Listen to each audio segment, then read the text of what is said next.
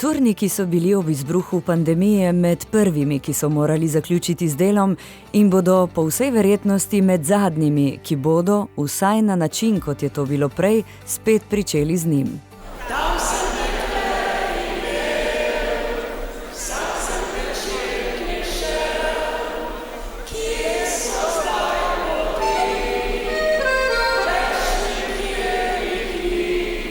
Zaradi narave dela, ki ponavadi zahteva fizični stik z ljudmi oziroma njihovo prisotnost, je to vsekakor razumljivo.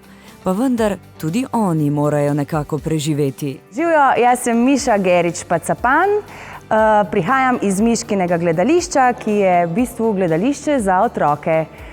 Pišemo svoje avtorske predstave, delamo svojo avtorsko glasbo, režiramo predstave, dramatiziramo predstave in tudi igramo. Evropski parlament se trenutno ukvarja s sprejemanjem večletnega evropskega proračuna, to je najnovejša finančna podpora vsem državam članicam.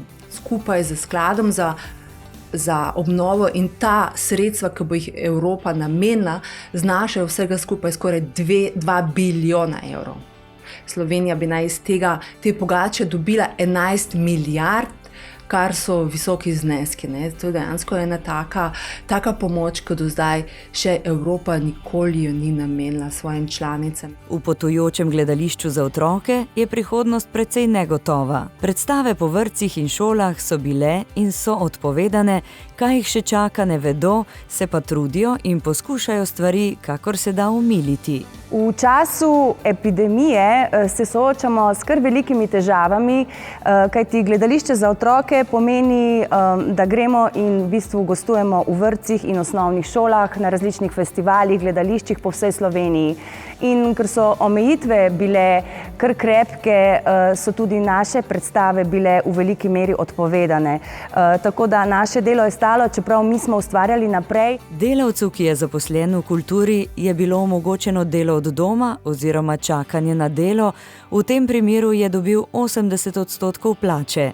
Rešitev pa so našli tudi za samozaposlene v kulturi. Edino tisti, ki imamo status samozaposlenega v kulturi, so nam v bistvu od meseca marca pa do meseca maja nekako pomagali, da nismo rabili plačevati prispevkov in pa da smo dobili neko vsoto denarja, s katero smo lahko razpolagali čez mesec. Vso to subvencioniranje oziroma model pomoči delavcem na čakanju, samozaposlenim, pomoč v obliki dela od doma in skrajšanega delovnega časa je Evropa prevzela od Nemčije. Ideja sheme takšne pomoči izhaja iz prejšnje finančne krize. Nemčija ga je uvedla, da se podjetja in dejavnosti ne bi zapirale, da se delavci ne bi odpuščali.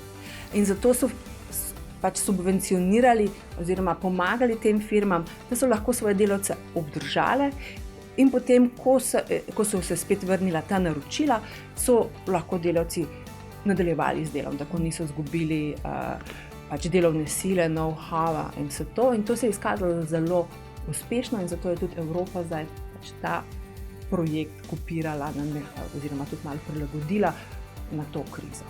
Stik z ljudmi potrebujejo tudi glasbeniki, ki pa so nekako našli začasne rešitve za nadaljne ustvarjanje. Mi mislimo, da prihodnost narodno-zabavne glasbe zaradi koronavirusa sigurno ni nič overana. Sam še več časa je bilo za vaje, da se je to vse spilalo, da bo zdaj to na špilih še boljše, kot je bilo prej, če je sploh lahko. Sigurno je. Na nove stvari, nove ideje so se nabirale. Pa glede na to, da je splet toliko velik, kot je, pa da lahko vse komorkoli pošleš, daš na Facebook, YouTube, Instagrame. Vse te, Autonet. Nima nobene vere.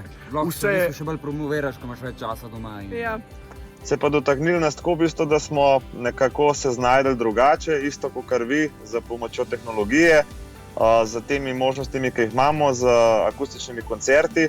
Seveda pa veliko mislimo na tiste, ki pa letos z njimi nismo mogli biti, tisti, ki so šotore postavljali, pijačo točili, pripravljali hrano, tako da tudi ozvočevalci, lučkarji, te smo pa letos fejst pogrešali. Evropski parlament se že od samega začetka, že od marca naprej zaveda, da je pomoč tukaj nujno potrebna.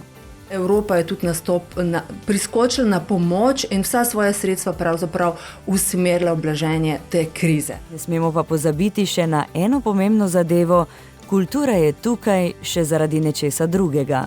Prinaša nam olajšanje, blaži tesnobo in negativne občutke, spodbudi razmišljanje, nam nudi nepopisne užitke in nas razveseljuje. Tokrat potrebujemo Evropo bolj kot kadarkoli prej. Objavo vsebin je podprl Evropski parlament. Evropski parlament ni bil vključen v pripravo vsebin in ne odgovarja za predstavljene informacije in stališča.